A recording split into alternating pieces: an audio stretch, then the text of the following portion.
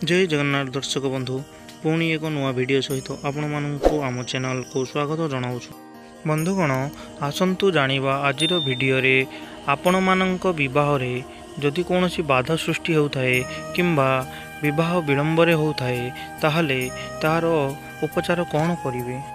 बंधुगण विवाह एक पवित्र संपर्क अटे, तेणु पुओ एवं झील को तांकर उपयुक्त विवाह बयस आसिले बाहाघर कर दि जाए।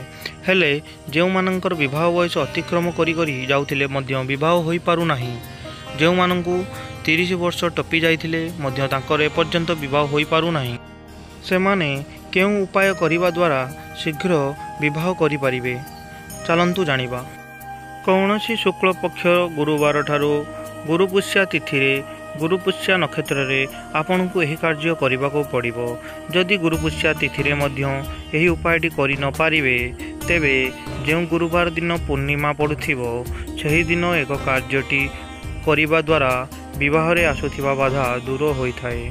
प्रथमे एक कदली पत्र आणंतु, तापरे किछि हळदी क्षीर और गंगाजल आणंतु।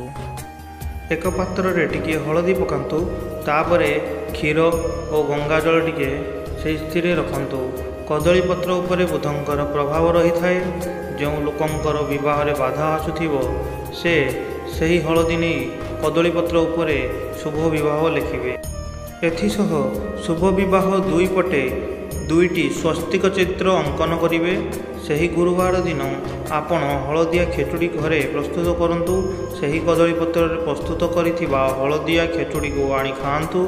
एथिसह जदि अन्य किछि खाद्य आइटम निरामिष प्रस्तुत करिथिबे ताहाकु नेई मध्य कदली पत्र रे थोई खाई पारिबे। एहीपरि लगातार किछि गुरुवार पर्यंत एही उपाय करंतु।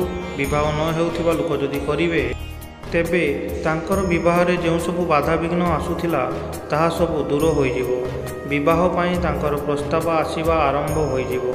जहार भी विवाह रे बाधा आसुथिबा कारणरू विवाह विलंबे होउथिबो से मनरे निष्ठा और विश्वास रखी यही उपायटी प्रत्येक गुरुवार करि चलिले विवाहर जुग शीघ्र फिटी जाइथाए। विवाह पाई भल प्रस्ताव मध्य आसीबार आरंभ होई जाए।